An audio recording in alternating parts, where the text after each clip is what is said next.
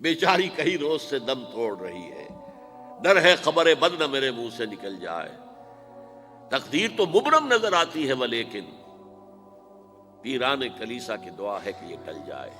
تو پہلی بات میری ختم ہوئی، عالمی نظام خلافت دنیا کی تقدیر مبرم ہے، ہو کر رہے گی، اس میں کسی صاحب ایمان کو کوئی شک، کوئی شبہ، کوئی ریب نہیں ہونا چاہیے۔ البتہ اس کا اب دوسرا پہلو کیا ہے، اس کا آغاز کہاں سے ہوگا؟ پہلی بات تو یہ، ہمارے بعض لوگوں کے ذہنوں میں، سادہ دل لوگ وہ سمجھتے ہیں کہ پوری دنیا میں ایک ہی دفعہ آ جانی چاہیے۔ یہ کوئی علاقائی خلافت تو نہیں ہو سکتی، خلافت تو عالمی ہوتی ہے۔ ان سے میں کہتا ہوں، عالمی خلافت کب تھی جناب؟ یہ تو نہ خلافت راشدہ میں عالمی تھی، کیا ہندوستان شامل تھا اس میں؟ کیا چین شامل تھا؟ کیا یورپ شامل تھا؟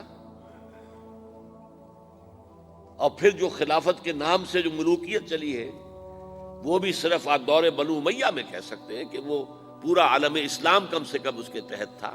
بعد میں خلافت عباس، بنو عباس میں، اور فاطمیین کی خلافت میں، اور آل عثمان جو ہیں آٹومان ٹرکس کی خلافت میں ٹکڑے تھے، حصے بکھرے تھے، کوئی مانتا تھا، کوئی نہیں مانتا تھا۔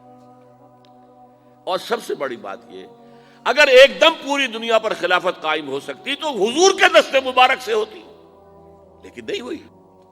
نتیجہ کیا نکلا؟ ایک ملک میں حضور نے قائم کر دی، جزیرہ نما عرب،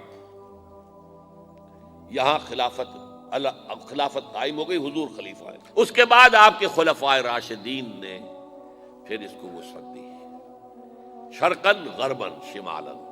3 کالمز نکلے ہیں فوجوں کے، صحابہ کرام کے، 3 کالمز، ایک ایسٹ ورڈ، ایک ویسٹ ورڈ، ایک نارتھ ورڈ۔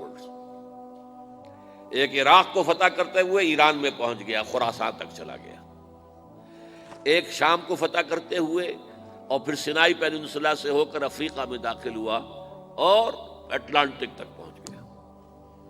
تیسرا سیدھا شمال میں گیا، لیکن یہ زیادہ دور نہیں جا سکتا تھا، کوکیشین ماؤنٹینز آ گئے، کوہ قاف۔ اس زمانے میں تو یہ یوں سمجھیے کہ امپیسیبل تھا نا، کوہ قاف، لہذا وہاں آ کر رک گیا۔ اب بھی یہ ہوگا، کسی ایک جگہ سے شروع ہوگا پھر پھیلے گا، اس کے سوا کوئی چارہ کار ہے ہی نہیں۔ اگر ہر جگہ پوری دنیا میں ایک ہی وقت میں ہو سکتا تو حضور کے دست مبارک سے ہوتا صلی اللہ علیہ وسلم۔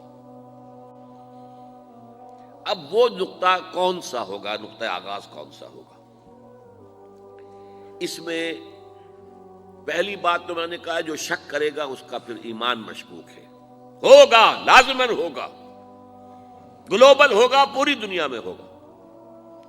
کہاں سے شروع ہوگا اس میں آپ اختلاف کر سکتے ہیں، لیکن مجھے تو 2 حدیثیں تو ملی ہیں جن سے یہ اندازہ ہوتا ہے کہ یہ اس مشرقی خطے سے ہوگا، عرب کے مشرق کی جانب کسی ملک سے ہوگا، کسی خطے سے ہوگا۔ وہ حدیثیں بھی اب آپ پڑھ لیجیے پہلے۔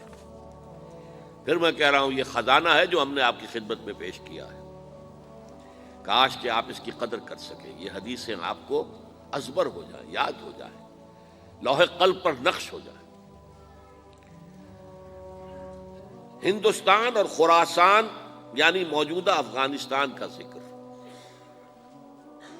ابن ماجہ کی روایت ہے، عن عبداللہ ابن الحارث رضی اللہ تعالی عنہ قال رسول اللہ صلی اللہ علیہ وسلم یخرج ناس من المشرق یوطئون للمہدی یعنی سلطانہ، یعنی سلطانہ، دونوں طرح سے پڑھ سکتے ہیں۔ حضرت عبداللہ ابن حارث فرماتے ہیں رضی اللہ تعالی عنہ کہ حضور نے ارشاد فرمایا، مشرق کی طرف سے وہ فوجیں نکلیں گی، لوگ آئیں گے جو عرب میں مہدی کی حکومت قائم کریں گے۔ یہ مہدی کون ہوں گے اس کا ذکر میں ذرا بعد میں کروں گا، لیکن نوٹ کر لیجئے کہ مہدی سے پہلے لازماً کسی مشرقی علاقے کے اندر وہ نظام قائم ہو چکے گا، تب وہاں سے فوجیں آئیں گی نا۔ یہ مشرق کون سا ہے؟ عرب کے مشرق میں آپ چلیے، ایران بھی آ جائے گا، افغانستان بھی ہے، پاکستان بھی ہے، اور اگر اسے اور توسیع دیں تو ہندوستان بھی ہے۔ یہ ہے عرب کا مشرق، اس سے فوجیں جائیں گی۔ اس کا کیا مطلب ہے کہ اس میں سے کسی جگہ پر نظام خلافت پہلے قائم ہو جائے گا، تاکہ وہاں سے فوجیں جائیں گی جو جزیرہ نما عرب میں حضرت مہدی کی حکومت کو قائم کریں گی۔ اب دوسری حدیث سنیے، یہ سنن ابن ماجہ کی حدیث تھی جو میں نے آپ کو سنائی، آپ نے پڑھی۔ دوسری، عن ابی ہریرہ رضی اللہ تعالی عنہ، یہ ترمذی شریف کی روایت ہے، قال قال رسول اللہ صلی اللہ علیہ وسلم یخرج من خراسان رایات سود لا يردها شیء حتی تنصب بإیلیا، خراسان کے علاقے سے سیاہ جھنڈے لے کر فوجیں آئیں گی، ان کا رخ کوئی موڑ نہیں سکے گا، ان کو پیچھے پھیر نہیں سکیں گے کوئی بھی، یہاں تک کہ وہ یروشلم میں جا کر جھنڈے نصب کر دیں گے۔ ایلیا حضور کے زمانے میں یروشلم کو کہتے تھے۔ یہ یروشلم تھا جب حضرت سلیمان کی حکومت تھی، اور یہاں پر معبد سلیمانی، ہیکل سلیمانی قائم ہوا، پھر یہ یروشلم ہی رہا ہے تاریخ میں، یہاں تک کہ سن 70 عیسوی میں جب ٹائٹس رومی جنرل نے اس کو گرایا، ختم کیا، سیکنڈ ٹیمپل گرا دیا، اور یہاں سے یہودیوں کو کہا نکل جاؤ یہاں سے، کوئی یہودی باقی نہیں رہا، تب بالکل تہو بالا برباد کر دیا۔ اس کے کوئی 150 سال بعد ہیڈریان، رومن ایمپرر ہیڈریان، اس نے پھر دوبارہ آباد کیا اس شہر کو۔ 150 سال تک یہ بالکل بنجر اور بالکل غیر آباد پڑا تھا۔ اب ہیڈریان نے جب آباد کیا تو اس کا نام ایلیا رکھا، اب یروشلم نام نہیں تھا، تو حضور کے زمانے میں پھر اس کا نام ایلیا تھا۔